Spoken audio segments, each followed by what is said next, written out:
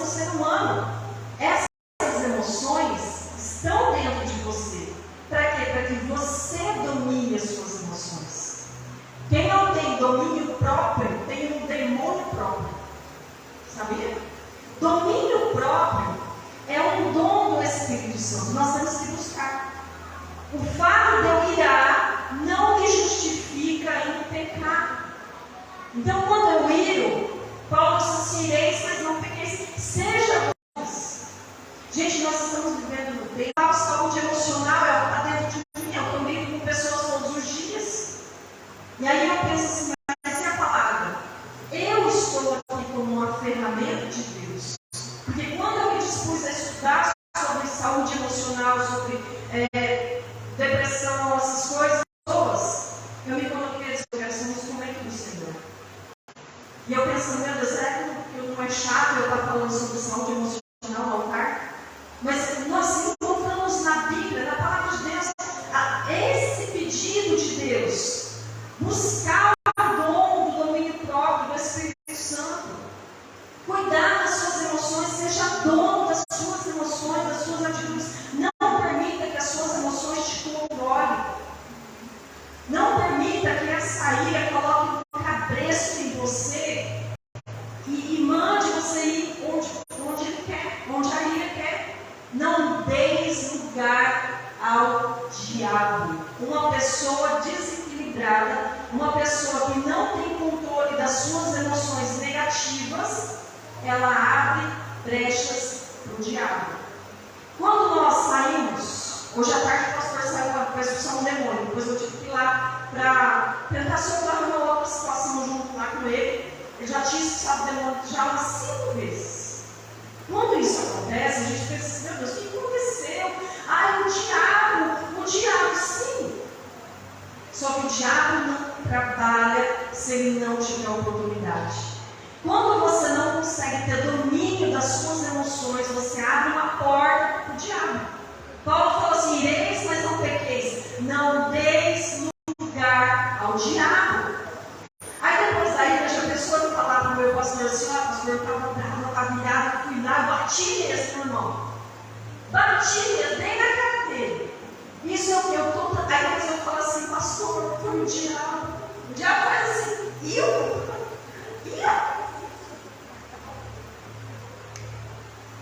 Acabou a pilha.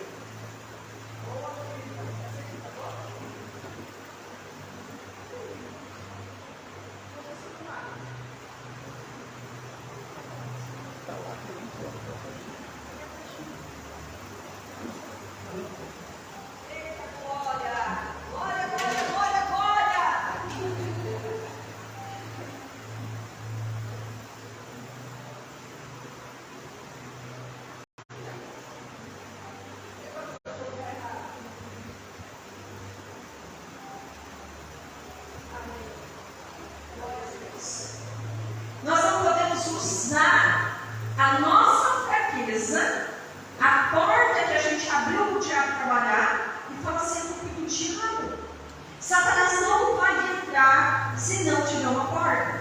Ele não vai usar a minha boca se eu não der liberdade. Está entendendo? Nós precisamos ser donos das nossas emoções. Nós precisamos ter controle das nossas emoções. Seja ela boa ou seja ela ruim. As emoções boas, elas são fáceis de lidar, né? É gostoso. E é importante a gente extravasar quando a gente está feliz. Coisas que motivam essas emoções. A presença de Deus, como é bom, né? Quando a gente está na presença de Deus, aquele momento maravilhoso, aquela glória, a gente fala: pastor, pelo amor de Deus, não perca a vigília, não, Deus está aqui nesse lugar. E aí a gente quer contagiar os outros, aquela alegria, aí a gente conta um testemunho, e as outras pessoas são edificadas através do nosso testemunho. O quanto as nossas emoções boas fazem bem para as pessoas que estão à nossa volta. O como é bom, gente, uma mulher, vou falar da mulher, porque a mulher fica em casa mais tempo que o homem, geralmente. A mulher é mais detalhista, ela tem mais o cuidado da família, das coisas do lar. Mas olha, um homem, ele pode buscar a presença de Deus, ele pode ter equilíbrio emocional, ele pode ser trabalhador, ele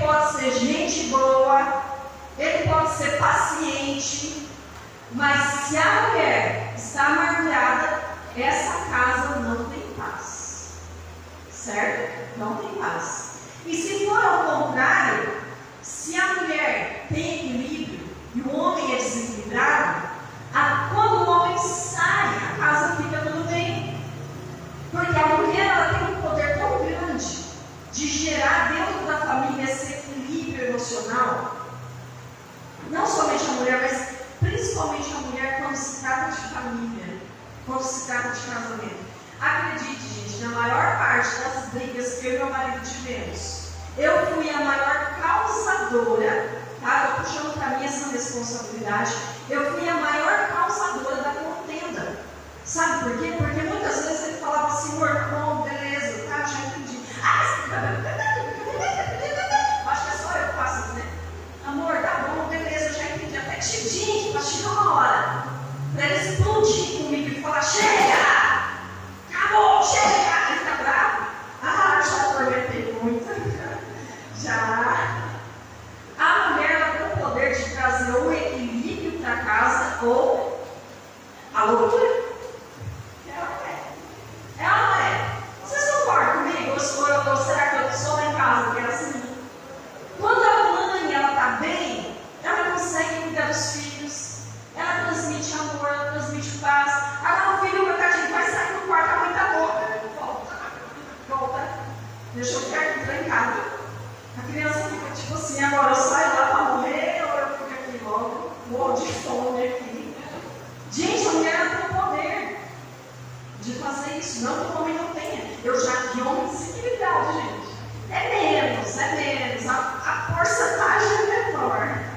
A mulher é mais para frente, né? Então isso, as emoções da mulher é muito mais. Por exemplo, a mulher, quando você dá um presente para uma mulher, ela fala assim, ai, obrigada! Né? Algumas mulheres, né? Ai, você entrega um presente para o homem, ela faz assim. Gente, esses dias eu comprei um negócio no Mercado Livre, correndo no portão para receber, né? Recebi lá e o celular dele estava para chegar, porque ele já estava sem celular. O que eu comprei lá era uma besteira, né? Eu sabia o que era, nem lembro mais o que era, uma bobagemzinha. Ele achou que era o celular dele. E aí, pela calma e tranquilidade, ele continuou fazendo o que ele estava fazendo. Acho que ele estava carpinho e aí ele continuou. Gente, se fosse eu, meu celular chegou, meu celular. Não é. E não era o celular dele. E eu esqueci de falar para ele. E coloquei lá. Daí a pouco ele veio com as mãos sujas e falou assim, meu celular chegou? Não, eu lá onde ele estava, meu celular, né? Abri para mim ver. Eu falei, amor, não é meu celular. Aí eu falei, gente, meia hora depois que o ser humano pergunta se é o celular dele. Será que eu teria essa calma? Essa paciência, esse equilíbrio? Talvez para nós mulheres a gente falasse que essa lerdeza para perguntar do celular, né? A mulher é muito mais expressiva. Ela se expressa tanto para o bem quanto para o mal. Do mesmo jeito que ela se alegra muito quando ela ganha um presente, gente, isso não é todas, tá? Mas é a maioria. A gente comemora, ai, ganhei um presente. Aí você entrega para o homem um presente e ele fala, obrigado. Amor, você está feliz? Você não está bem? Depois eu abro. Dá uma pedra, depois eu abro. Poxa, eu queria que abrisse logo, que coloca para ver se ficou bom. Eu quero que demonstre se gostou ou não gostou. O homem, ele não esboça sentimento, ele não mostra. Se ele não mostra uma emoção assim, muitas vezes ele pode estar bufando de raiva por dentro e não mostra também. Você está entendendo? Então, a mulher, quando eu falei da mulher, é porque a mulher ela tem muito mais expressão diante das suas emoções. Então, nós temos que cuidar muito mais que os homens, as nossas emoções. Os homens também precisam cuidar das suas emoções, mas nós, mulheres, precisamos cuidar muito mais. Porque nós somos muito expressivas quando nós sentimos alguma coisa. Eu mesmo, gente, se eu não gosto de uma coisa, você vê na minha cara que eu não gostei. É muito óbvio que eu não gostei. Ou, amada também. A gente não consegue fingir muito, né? E o homem, você não sabe se gostou, não gostou, você tem que fazer uma entrevista, né? Você tem que ir lá com o caderno e você gostou da cor, gostei. E ele também ficou bom, porque se deixar a pessoa não fala, né? É diferente. Mas voltando aqui, o que gera coisas negativas, o que gera coisas boas são exemplos, né? A presença de Deus, o nascimento de um filho, o casamento, um almoço familiar, uma promoção, um aumento de salário, são coisas boas que acontecem, que traz emoções emoções boas. Emoções de alegria, fé, felicidade, motivação, companheirismo, união, produtividade. São emoções boas. Acontecimentos bons geram emoções boas. Aí vamos para os acontecimentos ruins, traumas emocionais, brigas, desemprego, doença, improdutividade, rejeição. São coisas que podem acontecer. Talvez você perdeu um emprego, talvez você não tem saúde, está com um problema de saúde. Talvez você sofreu uma rejeição, uma traição, uma calúnia. São traumas, são dores, são coisas negativas que acontecem que geram sentimentos negativos, que geram emoções negativas, que geram dor, angústia, ansiedade, medo, raiva, tristeza. Então, esses sentimentos nós temos que aprender a lidar com aquilo ali. E aí eu quero explicar para vocês bem rapidinho sobre o empilhamento do inconsciente. Sabe quando você posta uma foto, quem faz terapia comigo já ouviu falar isso? Sabe quando você posta uma foto nas suas redes sociais e aí você tem 99 comentários bons, principalmente mulher. Linda, maravilhosa, gatinha, que filho, 99 comentários bons. Aí aquela tua amiga desagradável, que parece que deixa um pouco de veneno assim, sabe a linguinha? Sabe aquela linguinha cortadinha assim? Vai lá e faz assim, amiga, eu não gostei do seu cabelo. E aí você sabe que aquele comentário tem um teor de maldade, um teor de a pessoa está te alfinetando. O que acontece com você? Aquela postagem que tem 99 comentários bons, você é capaz de tirar. Você é capaz de excluir aquela postagem. Ou ficar com raiva daquilo ali, querer excluir o comentário daquela fulana. Por quê? Gente, 1%, um comentário é 1% dos comentários. No empilhamento do inconsciente, o nosso cérebro ele faz isso, não é para nos sabotar, tá, gente? Isso é um dispositivo de segurança, eu já vou mostrar para você o porquê. Mas o nosso cérebro ele organiza as nossas dores emocionais colocando no topo aquilo que é ruim, aquilo que é negativo. Então você foca naquilo que é negativo. É igual aquela folha que a gente fala assim, a gente faz um pontinho preto e fala para a pessoa assim, o que você está vendo aqui? A pessoa fala um ponto preto. A pessoa não vê uma folha enorme branca. Ela vê o quê? Um ponto preto. O nosso cérebro ele é voltado para olhar primeiro aquilo que é negativo, aquilo que incomoda. E aí a gente sofre com isso, a gente não sabe lidar com essas emoções. A gente não consegue lidar com aquele sentimento negativo, aquele sentimento de incômodo, aquela coisa que está doendo, está incomodando. E é isso que acontece. Agora, por quê? A pergunta é, por que o nosso cérebro faz isso com a gente? Porque, gente, Deus nos fez com tanta perfeição. Cada sentimento, cada emoção, cada acontecimento, tudo tem um porquê. Tudo tem um pra quê. E a gente não entende. Aí eu falo assim, meu Deus, por que um registro emocional doloroso me domina tanto? Por que esse registro doloroso fica no topo ali? Por que quando a gente vai tratar na terapia coisas do passado, tudo que vem à tona são coisas muito dolorosas? E às vezes a pessoa não lembra da infância, não lembra do que vivia de bom, não tem lembrança da sua família, ela foca primeiro onde? Lá no empilhamento do inconsciente, primeiro naquilo que é doloroso, naquilo que é negativo. Mas por que o nosso cérebro faz isso? E aí, quando nós acessamos esse registro negativo, gera medo, gera ansiedade, gera angústia. Quando nós tratamos as raízes das dores emocionais, nós conseguimos livrar a pessoa da ansiedade, da síndrome do pânico, do medo. Por quê? Porque tem uma raiz.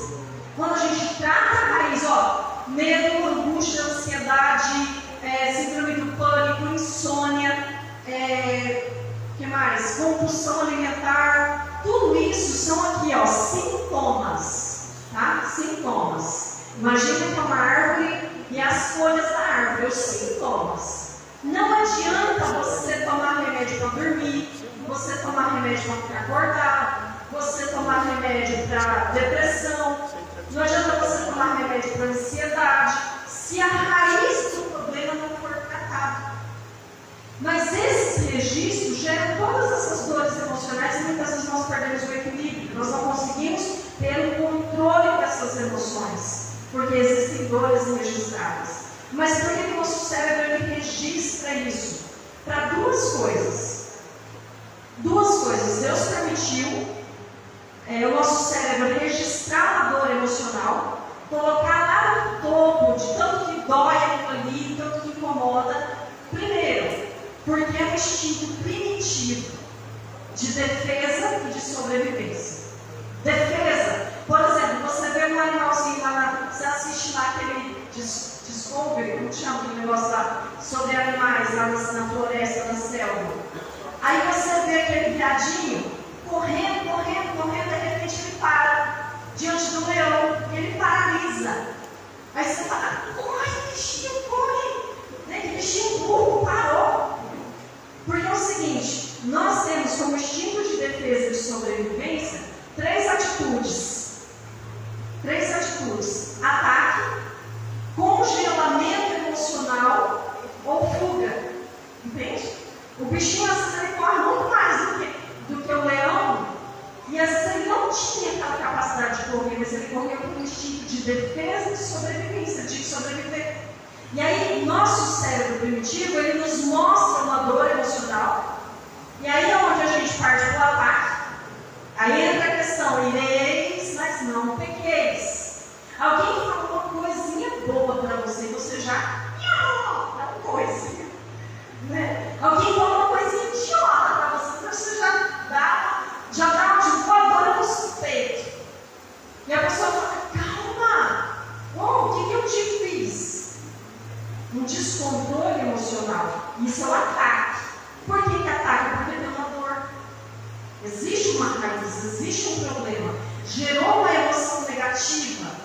E a pessoa não conseguiu dominar, então ela parte do ataque. É por isso que alguns ainda não aprendeu a lidar com essas emoções. Aí o congelamento emocional.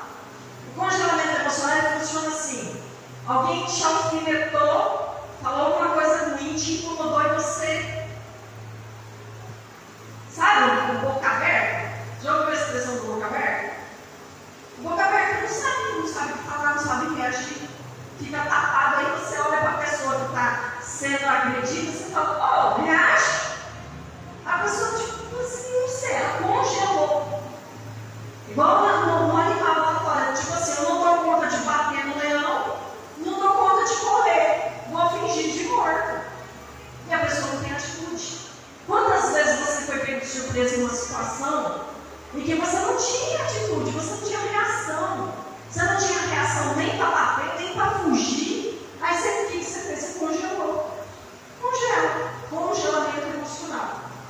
Aí a fuga. No congelamento emocional pode acontecer da pessoa falar assim, pastor, não vou mais na igreja não. Por quê, irmão? Não sei. Mas por quê? Nada não. A pessoa está congelada na dor. Ela recebeu algo que machucou, que feriu, que agrediu, e ela não soube como reagir, ela congelou emocionalmente. Aí tem a fuga. Eu vou para outra igreja. A fuga. Gente, quem nunca pensou em eu não vou mais nessa igreja? Não quero mais. Ó, pastor, não vou mais comigo. Porque algo aconteceu, não foi tratado, existe uma dor emocional, a pessoa não parte para o ataque, não congela, mas ela foge. Ela desliga o celular, ela não atende você, ela não atende o pastor, ela não atende a Marcinha, como liga, ela não atende o presidente dos homens, ela não atende o presidente dos jovens, não atende ninguém.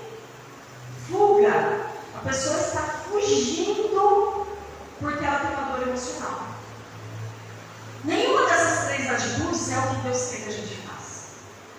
Aqui diz assim, olha, que nenhuma raiz de amargura brotando nos perturbe e por ela sejam muitos contaminados. Porque uma pessoa que ela parte do ataque, ela contamina outros. Uma pessoa que congela, ela também contamina. Uma pessoa que foge também contamina. Deus quer que seja tratado isso. Mas como tratar?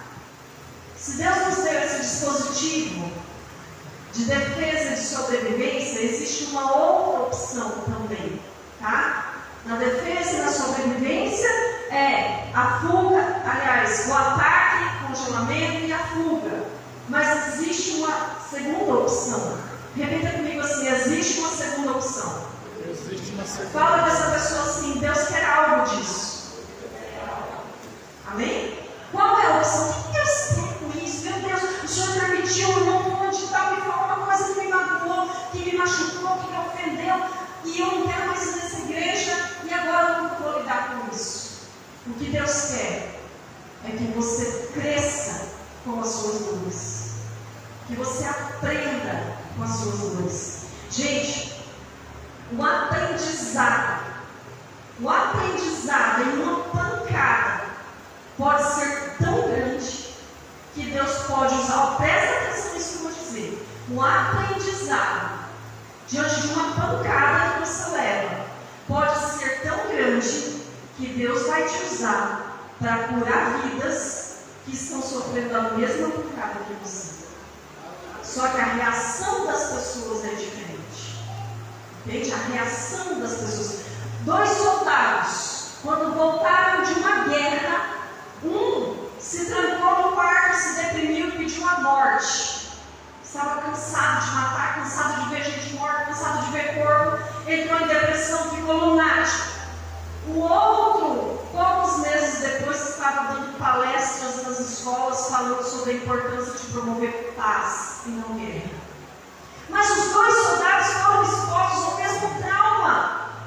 Os 2 soldados passaram pela guerra, por ter que matar, por ver gente morrendo, por carregar corpos. Os 2 viram as mesmas coisas. Mas a sua reação diante do trauma é muito pessoal, é sua escolha. E o que Deus quer de você é que você aprenda com as suas dores, que você cresça e seja aperfeiçoado com isso. Está entendendo? Deus quer que você seja aperfeiçoado na sua dor. Não é para fugir, não é para congelar, não é para bater em ninguém, é para aprender e ser aperfeiçoado. É isso que Deus espera de nós. É para isso que existe esse registro emocional. Porque o registro emocional é importante. Você sabe que o medo é importante? Sabia? O medo é importante. Se você não tiver medo, você coloca a mão no fogo. Se você não tiver medo, você atravessa uma rodovia e vira uma carreta. Não tem medo. Não tem noção do perigo do medo. O medo faz parte do nosso instinto de sobrevivência. O medo é importante para manter a gente aprumado ali. Só que nós precisamos cuidar de como nós agimos com as nossas emoções. Eu quero pedir para o pessoal colocar um videozinho ali. Eu quero perguntar para você. Você já ouviu falar sobre a síndrome de Hart? Já ouviu a síndrome de Hart? Oh céus, oh vida, oh tristeza, oh não sei o que, oh tragédia. Era um desenho que tinha quando eu era criança, nem sou tão velha assim, mas é um desenho antigo, que tinha o tigre e o... Como que é o outro lá? Olha lá, é o leão e a hiena. A hiena, espera aí, não solta ainda não. Coloca no volume alto aí para eles entenderem. Segura um pouquinho. O leão é o Lipe. E o Hard é a hiena. Essa hiena, ela tem um comportamento, sabe? Então nós vamos assistir rapidinho para ver se você se identifica. Com qual deles você se identifica? Pode soltar.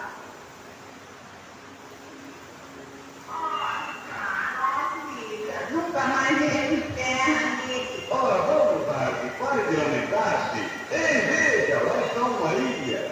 Ela deve estar cheia de canibais. Corrida, olha. Acabou. Deu para entender? O Hardinho falou, nossa, céus, ele virado dentro daquele barquinho, ele virado de costas.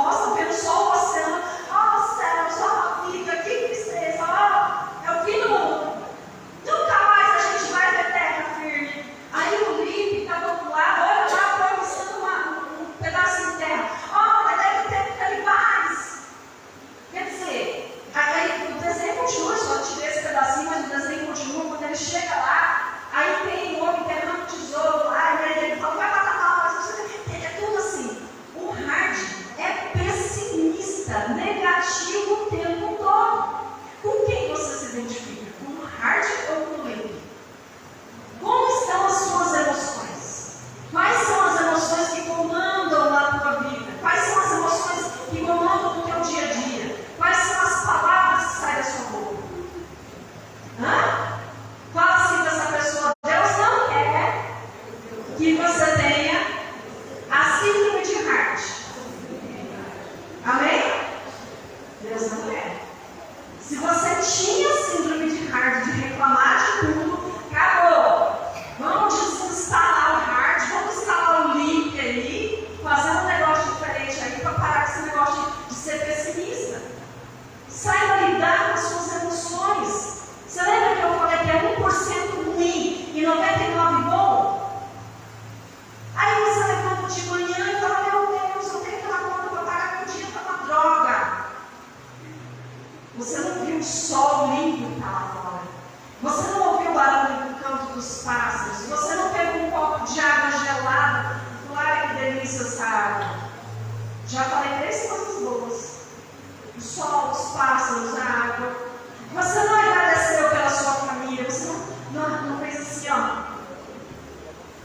Ai, Deus, obrigada pelo ar que eu estou respirando. Na pandemia tinha muita gente falando: gente, a gente precisa do oxigênio, né?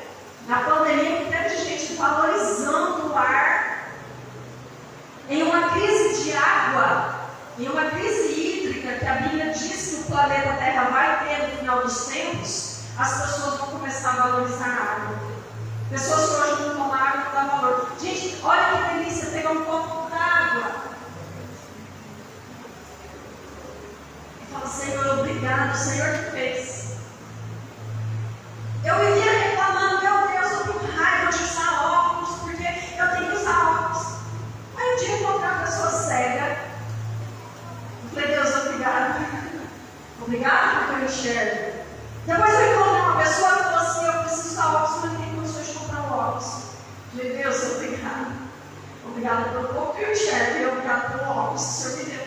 Você está entendendo? Então nós temos que entender que 99% é coisa boa e a gente está focado naquilo que é ruim. O teu cérebro te sabota nisso, ele te coloca no instinto de defesa, de sobrevivência, mas se você deixar o teu cérebro primitivo assumir o controle, você vai começar a ter a síndrome de Hart. Você vai ficar: oh, céus, na vida, oh, não sei o que, oh, tristeza. Para! Vamos começar a ser positivos, olhar para aquilo que é bom, olhar para aquilo que é interessante, aquilo que vale a pena. E aí, para encerrar, eu quero que você abra a tua Bíblia aí, em Jeremias, capítulo 3, versículo 21. Jeremias não, perdão, Lamentações. É porque a lamentação é de Jeremias, né? Gente, é hilário. É hilário, esse versículo é show de bola. Sabe por quê? O livro Lamentações, quando se fala a palavra lamentação, o que vem na tua memória? O que é lamentar? Vamos trocar em miúdos aí. Lamentar é reclamar, é murmurar, é chorar-se-pitanga. Né? Vocês conhecem esses ditados? Chorar-se-pitanga. O livro de Lamentações de Jeremias. Jeremias estava lamentando pela situação que estava em Israel. E aí nesse versículo ele diz assim, no versículo 21, quero me recordar, não vou ler a minha. Eu gosto da minha tradução aqui. Eu quero trazer à memória aquilo que me dá esperança. Amém? Repita comigo assim: eu quero trazer à memória aquilo que me dá esperança. O que é esperança? Esperança do verbo esperançar. É ter fé, é criar expectativa de algo bom. Não é esperar, tá? Não é esperar sentado as coisas caírem do céu, mas é ter esperança, é gerar fé, é gerar uma expectativa boa. Então eu quero trazer a memória. O que é trazer a memória? É puxar nos meus arquivos as coisas que me trazem esperança. Quando eu fico sempre focando naquilo que é negativo, a emoção ruim vai me dominar.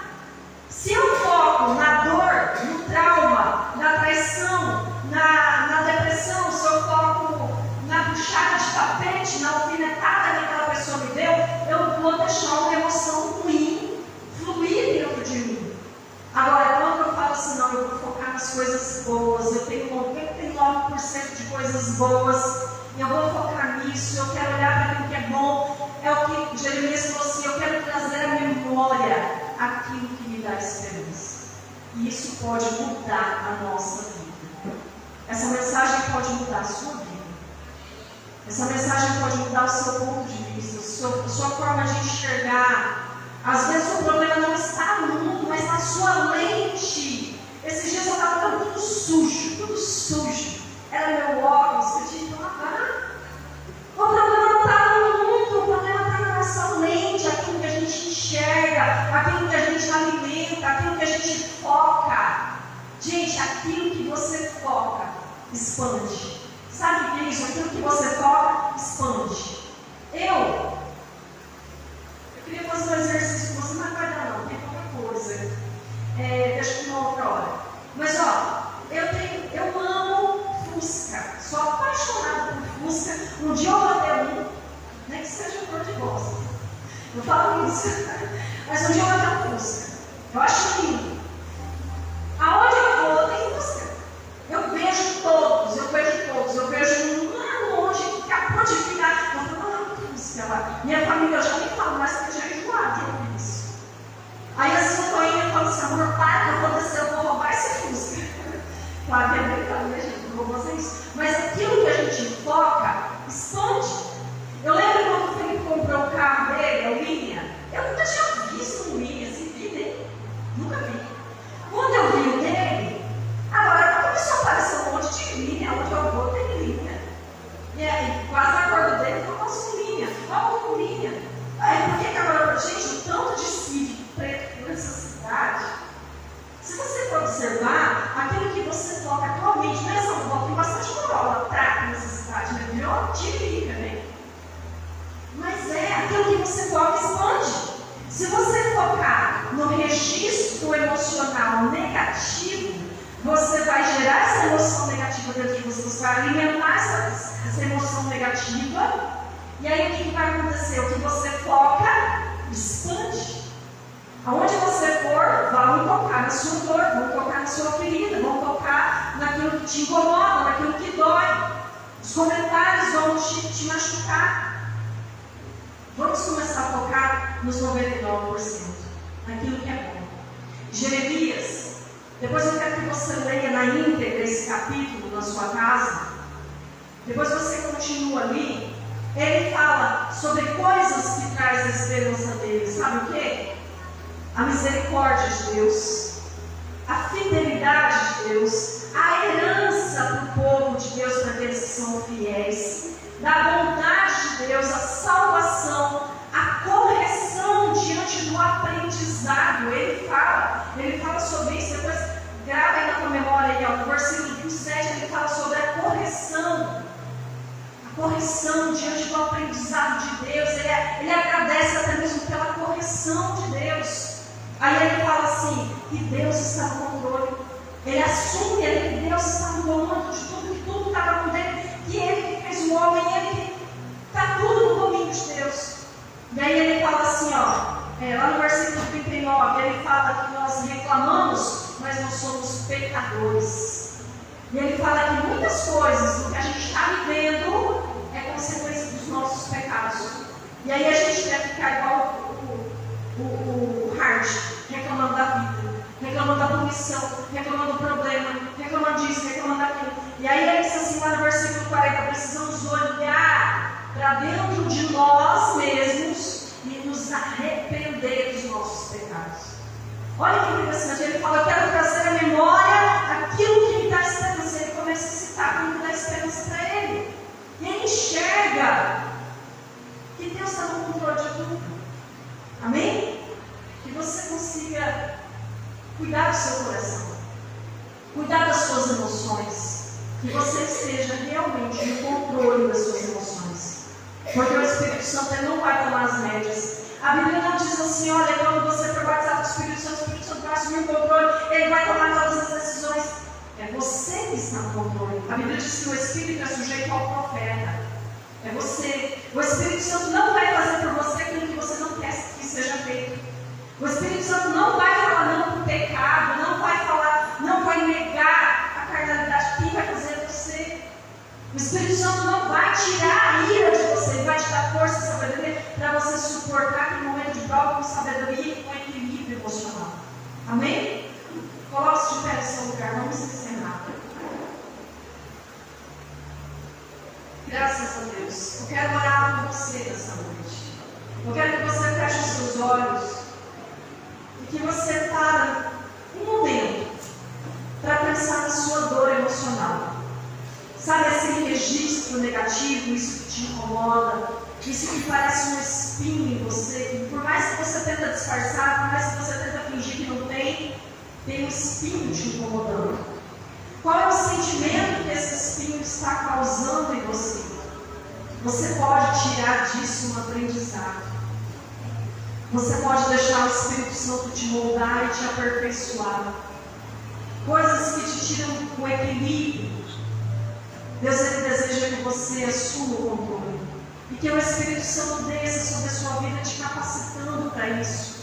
Deus não está cobrando de você uma perfeição, mas que você tenha essa clareza, esse entendimento de que essa dor não pode te dominar. Esse trauma, esse medo, essa angústia não pode te dominar. Esse registro negativo não pode te dominar. Espírito de Deus, eu te peço sobre a vida de cada um dos meus irmãos que estão aqui, que foram ministrados por essa palavra, Pai.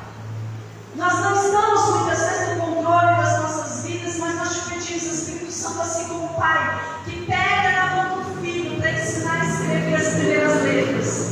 Nós te pedimos, Espírito Santo, esteja conosco, nos ensina a tomar atitudes certas. Nos ensina, Pai, a ter controle emocional. Nos ensina a aprender com as pancadas que a vida nos dá.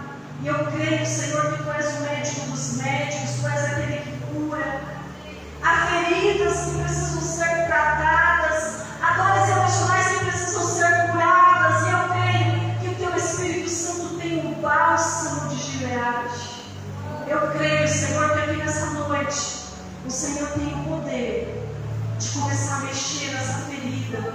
Essa ferida que talvez essa ovelha está escondendo. Talvez ela esconde porque não quer que mexa, porque está doendo. Mas eu creio, ó Pai, que a partir de hoje essa pessoa vai começar a mexer nessa ferida e deixar que o Teu Espírito Santo mexa, que nós como líderes, pastores aqui neste lugar, que nós possamos tocar, passar um remédio, curar, para que essa pessoa tenha domínio das suas emoções. Eu te peço, Pai, pela vida dessa pessoa que está aqui, ela sabe que é com ela. E eu creio, ó Deus, que o Senhor trouxe ela aqui nessa noite, exatamente para o Senhor começar a mexer nessa ferida. Eu creio na cura, eu creio no propósito, eu creio no processo, eu creio no aperfeiçoamento. Eu creio, Senhor, que esse processo está começando aqui, um processo de cura emocional. E essa ferida vai ser tratada no nome de Jesus. Que essa pessoa entenda, Senhor, o quanto ela é importante no Teu reino. O quanto ela é um instrumento do Senhor, mas ela precisa estar sarada. O quanto ela é importante na Tua presença, nas Suas mãos. O quanto ela é um vaso de honra aqui neste lugar. Mas precisa ser tratado. E eu creio, Senhor, no processo que começou nessa noite. Em nome de Jesus. Amém. Glória a Deus. Deus abençoe sua vida. Se você, seja homem ou mulher, que você sabe que existe uma dor emocional dentro de você, uma ferida, um trauma do passado, um registro negativo que muitas vezes toma o controle da tua vida emocional, depois você me procura. Se você quer realmente a cura dessa ferida, você me procura depois do culto, pode ser por mensagem. Vamos marcar um horário para a gente conversar. Eu quero te atender, eu quero cuidar de você. Amém? Estou falando como pastora, não como terapeuta. Vou usar a técnica da terapia, sim, para cuidar de você. Mas eu não vou te cobrar, porque eu estou falando como sua pastora. Nós estamos apenas em membros aqui. Não tem visitante. Então, como sua pastora, eu estou dizendo, deixa eu te ajudar a curar essa ferida que está em você. Para de fugir. Porque muitas vezes o teu pastor não sabe da ferida que está ali. E você tem sofrido muitas vezes com essa ferida e não deixa tratar. Não mostra. Me procura depois. Eu estou à sua disposição. Amém? Deus abençoe. Graças a Deus. Paz seja convosco. Pode sentar no seu lugar. Eu tenho certeza que tem muita coisa boa dentro de você. Tem muita memória boa, tem muito registro bom dentro de vocês. E se tirar as dores, se tirar as feridas, vai ficar melhor ainda. Amém? Pode ter certeza. Imagina você sem essa dor. Imagina você sem essa ferida de sangue, sem essa lembrança dolorida, sem essa perseguição de pensamentos, o quanto que você iria melhorar emocionalmente e automaticamente ia trazer saúde para os seus relacionamentos, ia trazer cura para os seus relacionamentos. Nós temos visto na sociedade tanto desequilíbrio, tanta coisa bagunçada, demanda de uma conta dos lugares, fazendo bagunça. Eu tive que dizer para um pai de família hoje, por que o demônio correu quando eu cheguei? Por que ele correu? Eu falei, eu não sou melhor do que você. Eu não sou melhor do que você. Eu disse para um pai de família, que a autoridade que Deus tem para você é a mesma que Ele deu para mim. Eu falei, o caso que você não consegue exercer porque você carrega desequilíbrios dentro de você. Você carrega dores com você. Ele chorando disse assim, pastor, eu preciso de Deus. Eu falei, você não vai encontrar Deus em bar, você não vai encontrar Deus no meio de amizades duvidosas, você não vai encontrar Deus no sossego da sua casa, você precisa buscar. A Bíblia diz assim, aqueles que me buscam, esses encontram. Tire as dores, para você ver o quanto que vai melhorar. Faça esse exercício mentalmente, de uma forma em pensamentos. O que seria você sem as dores? Sem os seus traumas, sem os seus medos? Seria você sem as suas feridas? O quanto que você talvez iria produzir como homem, como mulher, como cidadão, como cristão, como pai de família, mãe de família, como filho? O quanto que você iria render no reino de Deus sem as feridas que talvez atrapalhem a sua produtividade? Eu costumo dizer que às vezes uma ferida da alma ela é mais doente. Ela impede que aquele lado da árvore não produza frutos dignos. E a Bíblia diz que Jesus nos escolheu para produzir frutos dignos. Amém? Frutos dignos. Eu quero fazer agora uma cerimônia. Quero pedir para os pais, também crianças, os avós, também as testemunhas que caminham atrás. Depois, você que tomou Santa Ceia no ano passado, se você for tomar Santa Ceia, São Paulo, parece que eu vou deixar aqui. Se você for tomar Santa Ceia, eu quero ministrar a ceia para você depois. Quem tomou Santa Ceia do ano passado não precisa mais, né?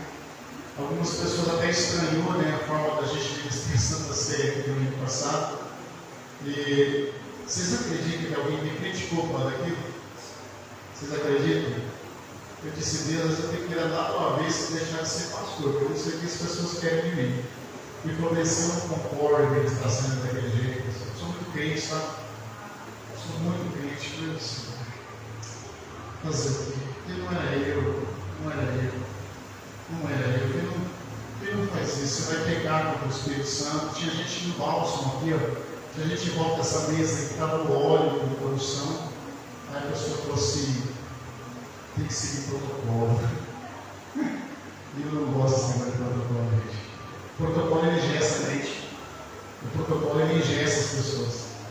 O protocolo às vezes atrapalha. Ele impede. Só que eu vou fazer o que a pastora falou. Eu vou ficar com os elogios. Eu vou ficar com as pessoas que falaram, o culto foi legal, foi bacana. Eu vou ficar com as 99. Eu não vou deixar o empilhamento fazer com que aquela situação ruim venha e me consuma. Mas que é chato, é chato, porque quem esteve domingo passado aqui sabe que nada foi feito aqui na carne, não foi nada feito aqui para querer fazer exibicionismo, mas foi o Espírito Santo que estava conduzindo tudo. A pastora falou de empenhamento, eu lembrei na hora, porque foi justamente aquele menino que eu estava sentado, que alguém veio, falou na sua cabeça negativamente, que eu disse que Santa Ceia não se serve assim. O servir de Santa Ceia é 21 anos, não sei o que serve. O Espírito Santo está muito mais tempo do que eu, e ele sabe melhor do que eu como que serve. E quem conduz o culto é ele, não é? Ele que faz. Eu dou graças a Deus pela vida de vocês. Aí, se você for tomar Santa Ceia, se nós tivemos experiência no ano passado, toma ceia, senta ali. Obrigado, Sandra Ló, tá? Deus abençoe pela disposição que foi preparada para você tomar a ceia. Eu quero convidar aqui na frente os pais Felipe de Oliveira Figueiredo e a mãe Giovana Alves Coimbra, trazendo a criança Aurora Helena Alves de Oliveira Figueiredo.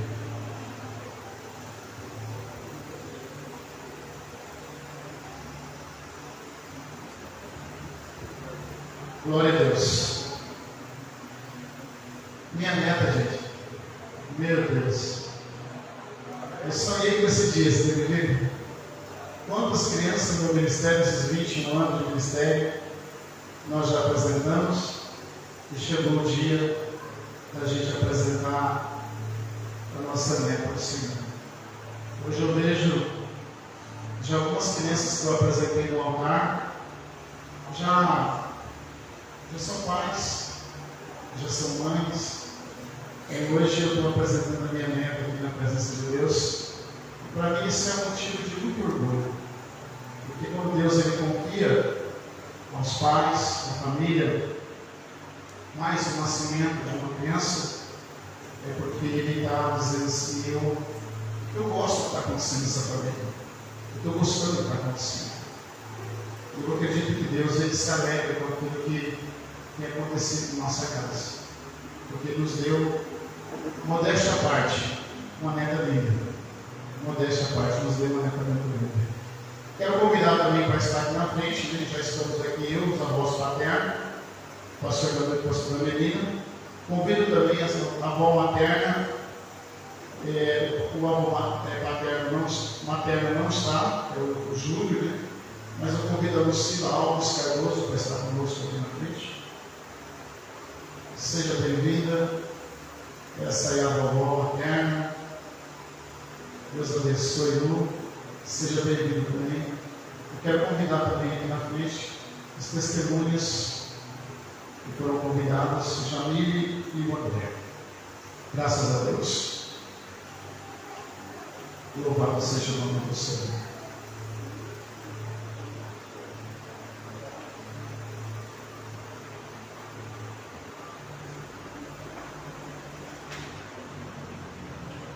Graças a Deus.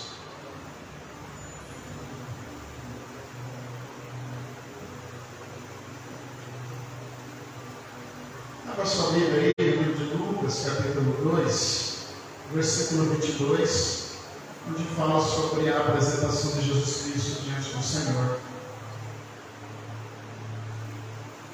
A palavra diz assim: passados os dias da purificação deles, segundo a lei de Moisés, levavam a Jerusalém para apresentar ao Senhor conforme o que está escrito na lei do Senhor. Amém? Assim como Cristo, assim como Maria fez, assim como José, Felipe e a Giovana, tem a responsabilidade de criar essa criança na presença de Deus. Além de tudo aquilo que vocês irão oferecer para essa criança, o mais importante que vocês podem dar a ela é a presença de Deus. Não tem nada melhor nessa terra que vocês possam oferecer a essa criança a não ser a presença de Deus. E isso só depende de vocês. Essa criança é dependente no sentido físico, material, no sentido emocional e no sentido espiritual de vocês. Vocês são os principais responsáveis dessa criança um dia ela professar uma fé em Cristo ou dizer sou cética. Acredite em Deus. É os pais que são responsáveis. Então vocês hoje têm a responsabilidade de criar essa criança aqui, ó, perante o altar. Para ela se apaixonar por você. Para ela se apaixonar pelos irmãos. Para ela poder respeitar os irmãos. Para ela conhecer os irmãos. Porque com esse sistema vai tomar de missão. E quem é o responsável por isso? São vocês. Obviamente que nós, como avós, nós vamos cobrar isso. Vocês, como testemunhas, vocês devem auxiliar-nos nisso. Dizer assim, traz a criança na igreja. Um dia eu vou falar para ela assim, filha, traz seus pais para a igreja. Eu vou poder dizer para ela, traz eles para a igreja, tá? Mas hoje, é a obrigação de vocês. A dar a essa criança tudo aquilo que ela precisa no sentido espiritual da parte de Deus. A minha oração é que Deus dê a vocês condições físicas, emocional, financeira, para que vocês tenham todo o sustento terreno dessa criança, mas que vocês nunca mostrem para ela falta de fé. Nunca demonstrem para o filho de vocês que vocês são fracos espirituais, porque o filho não pode carregar o pai espiritualmente. É os pais que têm que carregar os filhos espiritualmente, para que um dia os filhos se tornem grandes e fortes também. Eu tenho certeza que você foi criado no nosso lar, você estava como dizendo, você sabe muito bem que eu nunca precisei que você me carregasse espiritualmente. Você já cresceu, você formou sua família, você aprendeu bem o sentido de ser carregado. Então hoje você tem sua família, junto com a sua esposa, porque vocês devem carregar espiritualmente. Da Emma, dentro de casa, tudo que ela precisa para o crescimento espiritual. Tá? Eu tenho certeza que Deus vai instruir vocês nisso. Estenda suas mãos para cá. Vamos abençoar em nome de Jesus, na presença de Deus. Senhor, diante de Ti, eu quero apresentar, meu Deus, a minha neta. Eu consagro essa criança na Tua presença e apresento a Aurora Helena, Senhor, diante do céu. E que essa criança, meu Deus, cresça em graça, em sabedoria, em entendimento. Que ela cresça, Senhor, na terra e seja, Senhor, uma bênção. Em nome de Jesus, que ela seja, Pai, testemunha de vida dessa terra. E que ao crescer ela se torne, Senhor, um baluarte na Tua presença. Ela se torne uma grande profetisa diante do Senhor. Eu honro ela e peço, Senhor, que o Senhor tire da minha vida, do nosso ministério, e coloque sobre ela uma unção ministerial. Ela está nascendo dentro de uma família sacerdotal. E eu abençoo essa criança, Senhor, para que ela se torne, Senhor, uma sacerdotisa, uma profetisa, uma mulher grande na Tua presença, Senhor. Hoje, apenas uma criança com apenas alguns dias de vida, mas eu tenho certeza que crescerá em graça, sabedoria e entendimento, crescerá fisicamente para a honra e glória do Seu santo nome. Ora também para os pais, para que o Senhor dê a eles condições físicas, financeiras, condições espirituais, para cuidar dessa criança na Sua presença, em nome de Jesus. Amém. Graças a Deus. Pode sentar, os irmãos? Louvado seja Deus. Eu estou quebrando o protocolo hoje, e tem uma titia lá atrás que ela falou, pai, fala assim, pai. Fala lá. Geralmente quem traz aqui para a gente é a secretária, né? O certificado de apresentação. A Paula falou que quer levar, pai. Deixa eu levar aqui o papel. Pode entrar na hora trazendo o certificado de apresentação.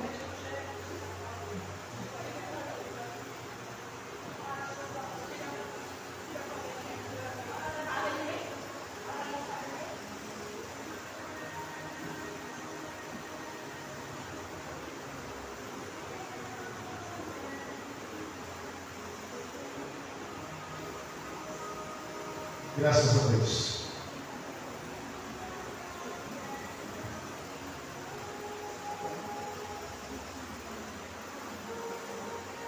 Assim como a todos eu ensino, eu quero que um dia vocês mostrem esse papel para essa criança. Quando ela estiver aprendendo lá na escolinha, lá na creche, ou lá na igreja, sobre as letras, ela vai ver esse papel de escrito, ela vai ler a igreja, o evangelho, o quadrangular, do nada vai ter o nome dela. E ela vai querer saber por que é o nome dela. Aí eu quero que vocês falem assim para ela, exatamente isso. Você é nossa, mas você também é do Papai do Céu. Isso aqui significa o registro do Papai do Céu também é seu dono, seu pai. Você tem lá para vocês o registro de nascimento dessa criança. Esse aqui é o registro de apresentação do tratamento de Deus. Fala isso para ela se sentir importante, para ela saber que ela tem dono lá no céu. Sempre quando ela precisar, ela vai dizer assim: Deus está ganhando meu dono. Tá? Isso aqui é para vocês.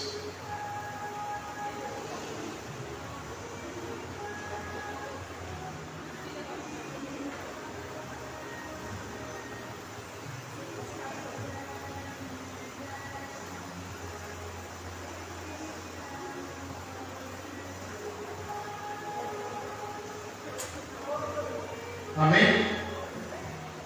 Obrigado, Deus abençoe. Pode retornar para os seus lugares. Nós já vamos encerrar o culto. Louvado seja o nome do Senhor. Coloque de pé, irmãos. Nós vamos encerrar.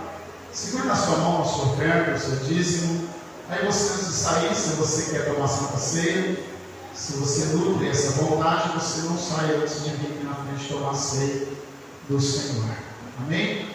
Segura na sua mão a sua oferta. Senhor nosso Deus e nosso Pai, eu oro apresentando as ofertas que serão consagradas na tua obra.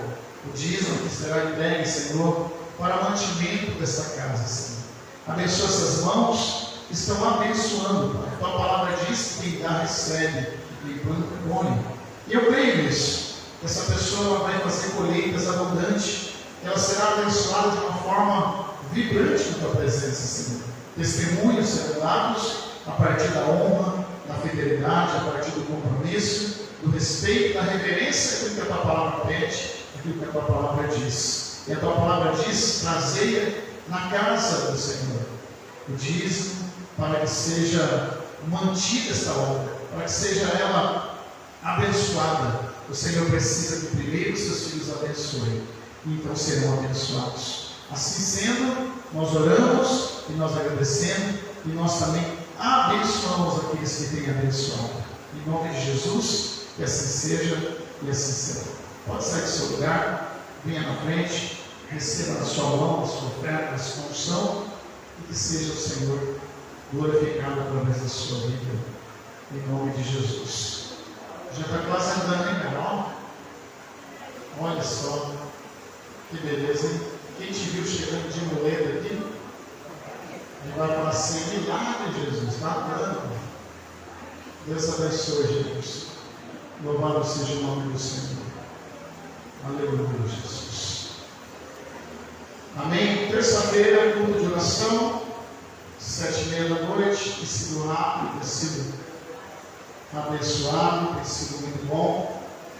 Eu convido você também na sexta-feira. Nós temos o nosso culto aqui, Milagre Urgente. Tem sido um tempo muito proveito na presença do nosso Deus. Amém? Vamos encerrar. Coloca a mão assim na região do seu coração. André, cadê o André? Cadê o André? Você quer falar? Quer? Vem aqui correndo só um pouquinho, irmãos. Houve uma mudança aí em relação ao nosso retiro de carnaval. Nós vamos ter que comunicar a vocês sobre isso. Tá? Gente, boa noite, pastor Augusto, bem? O nosso retiro, que ele seria de 3 dias, ele passou por formato de um dia, certo? Por algumas questões administrativas, alguns contratempos que nós tivemos que reduzir, mas para os jovens não ficar sem o evento que está acontecendo, nós vamos migrar para o formato de um dia, certo? Início às 8 da manhã, encerramento previsto para as 22 horas. Todas as refeições feitas no local, tá? O lugar continua o mesmo.